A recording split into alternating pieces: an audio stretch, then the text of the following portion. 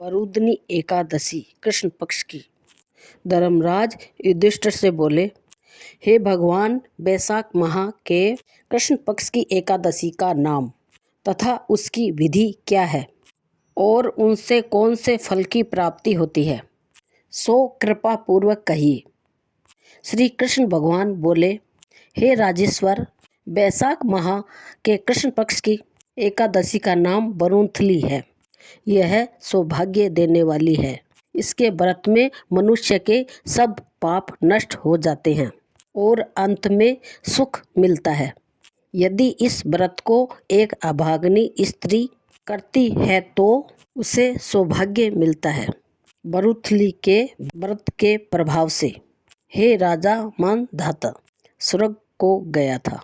इसी प्रकार धुंध मार आदि भी स्वर्ग को गए। वरुणथली एकादशी के व्रत का फल 10,000 वर्ष तपस्या करने के बराबर फल है।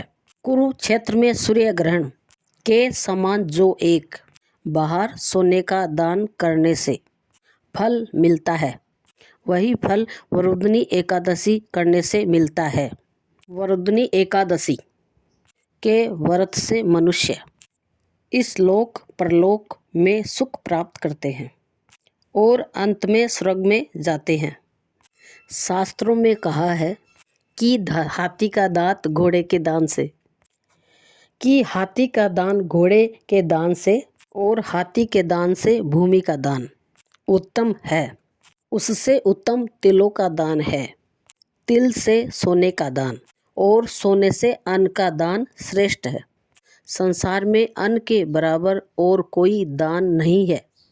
अन्न दान से पितृ देवता मनुष्य आदि सब तृप्त हो जाते हैं। शास्त्रों में कन्या दान इसके बराबर माना गया है। वरुणथली एकादशी के व्रत से अन्न और कन्यादान का फल मिलता है।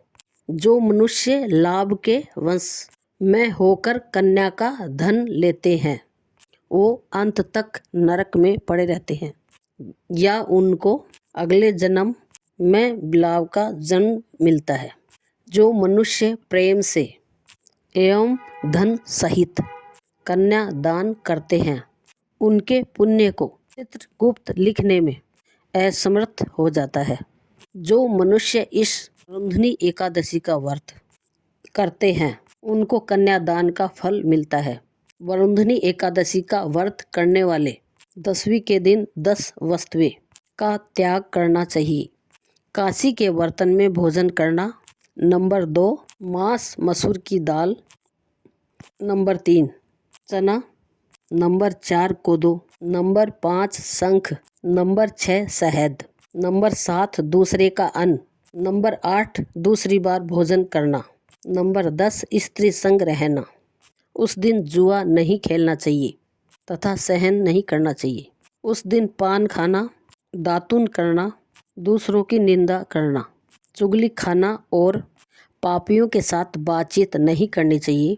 उस दिन क्रोध नहीं करना चाहिए। इस दिन नमक तेल अन्न नहीं खाना चाहिए।